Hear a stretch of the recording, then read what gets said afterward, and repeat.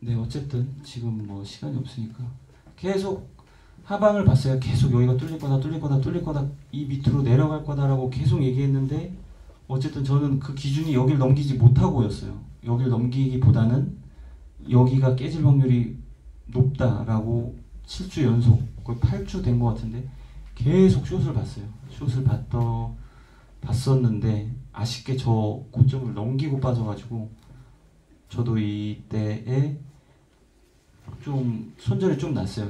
이게 떨어지면서 난 게 아니고 올라가면서 났어요. 올라가면서 3번 정도 손절이 났는데 네, 어쨌든 계속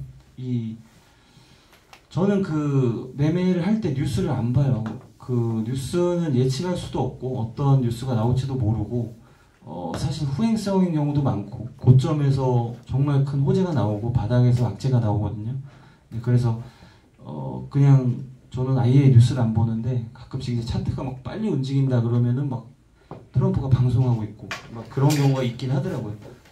그렇지만 크게 참고하지는 않습니다. 뭐 이거는 뭐 매매법에 따라 다르거나 뭐 다 다를 수 있는데 저는 그렇게 하고 있고 어쨌든 저 날도 계속 사실 빠질 거라고 얘기를 했는데 고점을 넘기고 빠질 거라고는 생각 못했지만 지금 저 자리가 제가 찍었던 자리들도 있어요. 지지라인 그냥 빠질 때까지 물론 이렇게 원웨이로 쭉 빠질 거라고는 생각을 못했어요. 이렇게 빠르게. 하지만 그냥 제가 생각할 때는 그냥 빠질 때까지 빠졌구나. 반등 나올 때서 다 왔고 그냥 그 정도거든요. 네, 어쨌든 뭐 생각하기 나름이지만 뭐 전혀 그 예측할 수 없는 하락은 아니었다라는 거를 말씀드리고 싶고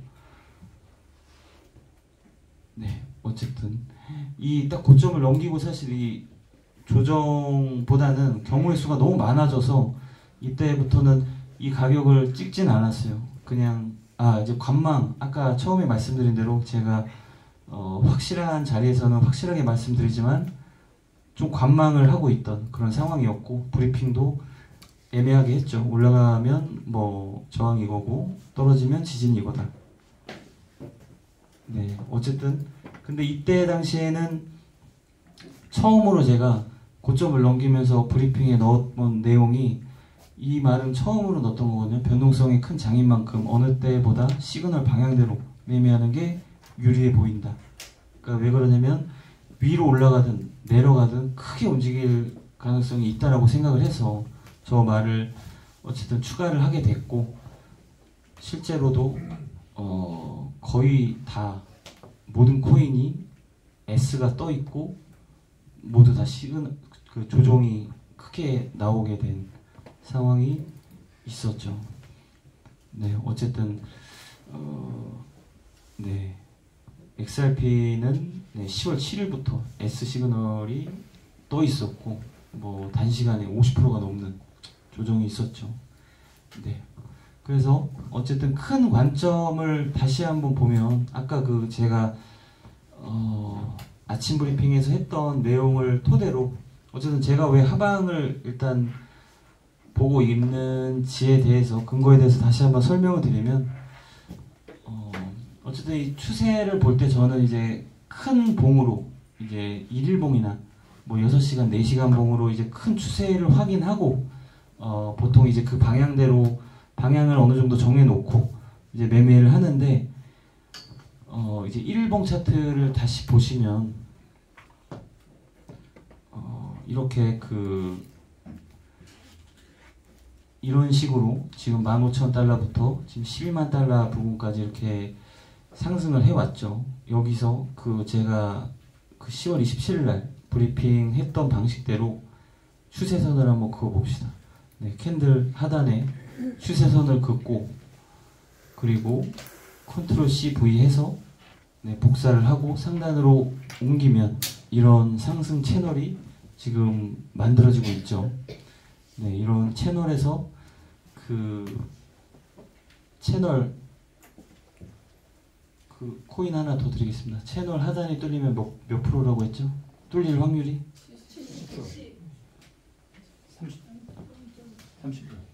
70인데 이거 되게 구분할 수가 없네.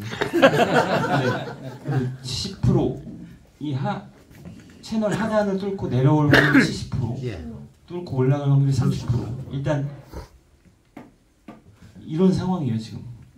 이런 상황이고 어쨌든 지금도 마찬가지지만 이 채널 하단을 뚫고 내려올 확률이 그래도 높지 않을까. 물론 이제 아까 그 브리핑 때처럼 경우의 수가 많아요. 채널 하단을 터치했다가 올라갔다가 빠질 수도 있고, 아니면 틀려서 채널 상단을 뚫고 올라갈 수도 있고, 아니면 뭐 이대로 뚫고 내려갈 수도 있고, 여러 가지가 있는데 어쨌든 굉장히 이쁘게 상승 채널이 그려져 가고 있고, 네, 그랬을 때 아까 또 얘기했던 게 있죠. 그 여기서 그 피보나치를 다시 한번 그어보면 이 채널이 끝나면 어디까지 올 확률이 높다라고 했죠?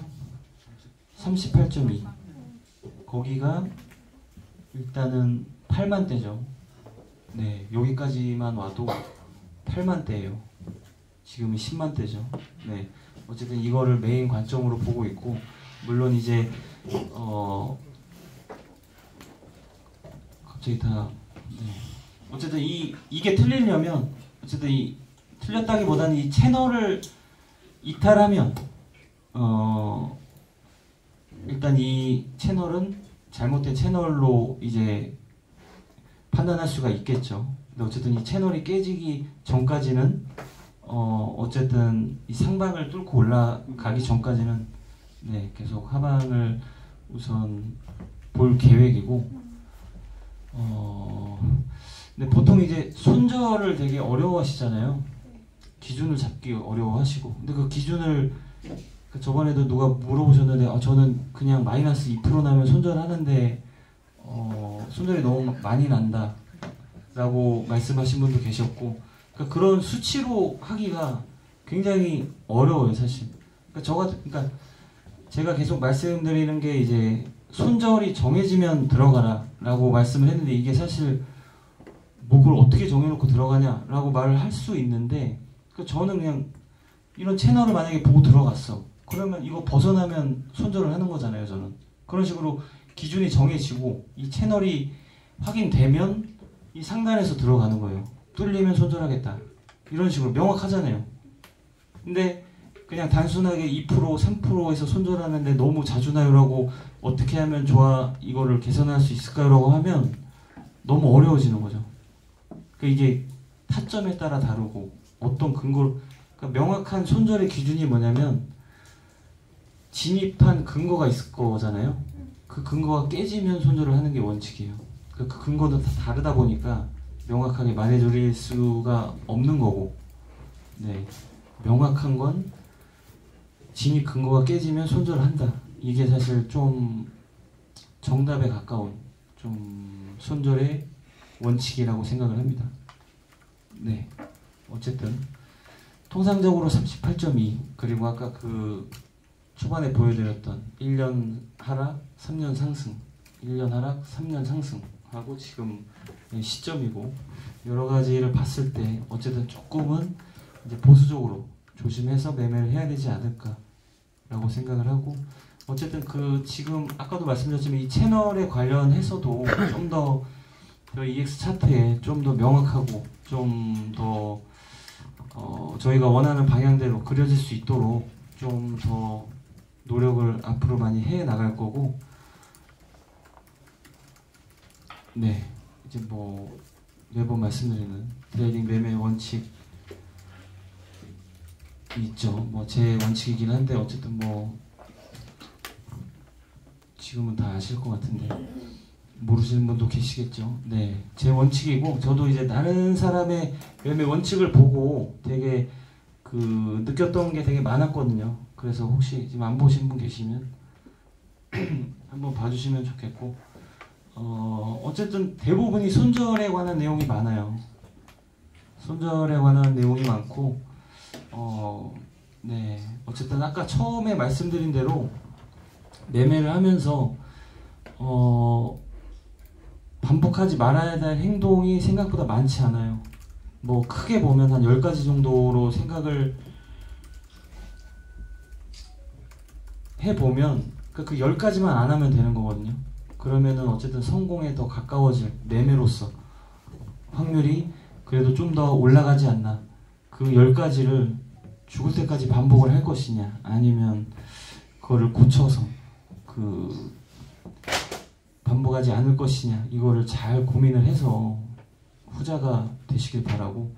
그리고 포트폴리오를 말씀드리면 제가 처음부터 계속 말씀드리지만 그 선물 시드는 굉장히 작아야 됩니다. 처음에 연습할 때 절대 그 큰 금액으로 하면 절대 안 되고, 저도 한 8년 전 정도에 그 3억을 청산당하고 진짜 이게 죽을 생각도, 막 진짜 죽어야 되나 막 이런 생각도 많이 나왔어요. 그때 막 안 그래도 막 뭐 한강 간다 막 이런 말도 막 많이 나올 때였거든요.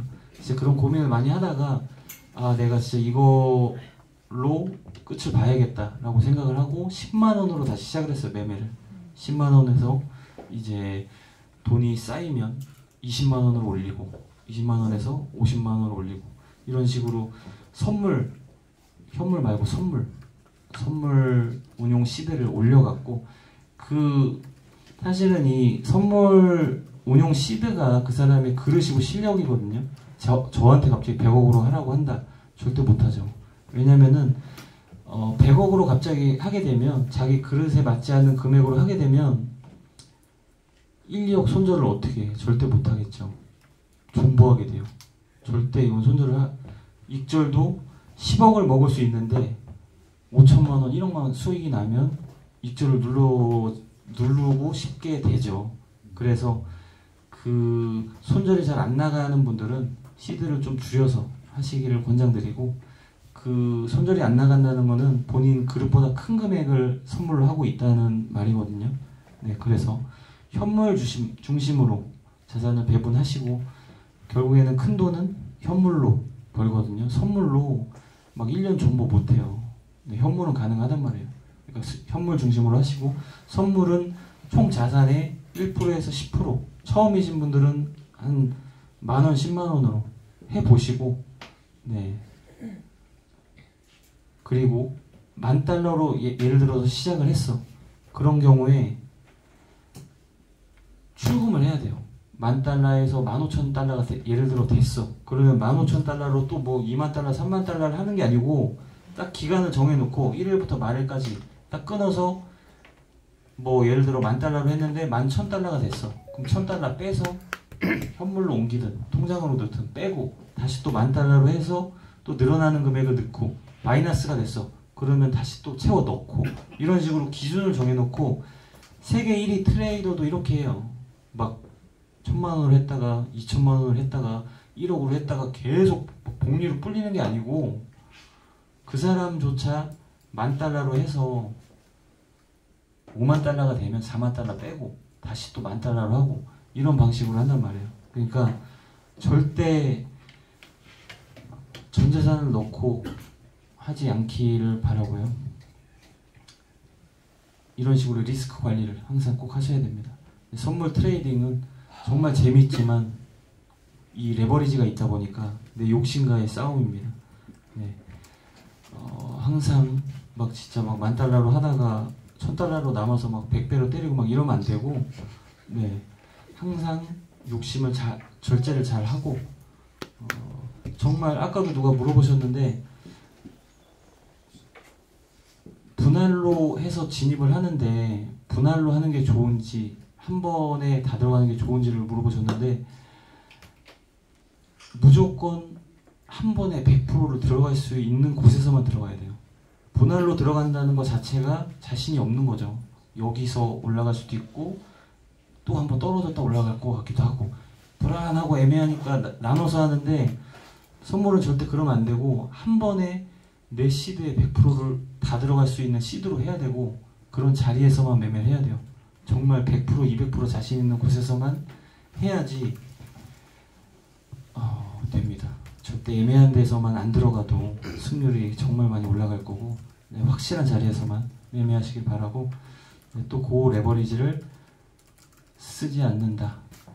이제 A라는 사람이 1,000만 원으로 20% 수익이 나고, 한 번은 20% 손해가 났어. 그러면 수익일까요? 손해일까요? 네. 네, 이제 많이 교육이 됐네요. 네.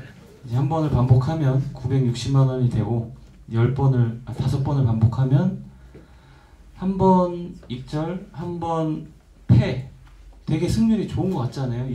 20%인데. 하지만 결과적으로 보면은 10번만 하면은 1000만 원이 665만 원이 되는 거예요. 절대로 고배를 쓰시면 안 되고 항상 정말로 이 시장은 돈을 벌려고 하면 절대 안 벌리고 절대 이 돈을 잃지 않겠다는 마음으로 하면 돈이 벌립니다. 그러니까 그런 마음으로 꼭 하셔서 좋은 결과가 있길 바라시고 앞으로도 매번 말씀드리지만 이 회사에서 아직 제가 뭐 엄청난 걸 한 게 없어가지고 뭔가 이 9%님이 이제 이 프리미엄 차트를 만들어서 저희 직원들이 전체 성과금을 받았었는데 저도 그런 걸 하나 해가지고 전체 성과금을 받을 수 있도록 해서 여기 사업자분들도 찾아다니시지 않고 이제 신규 회원들이 저희 회사에 알아서 찾아와서 줄 서서 기다릴 수 있는 차트를 만들도록 노력하겠습니다. 네, 감사합니다.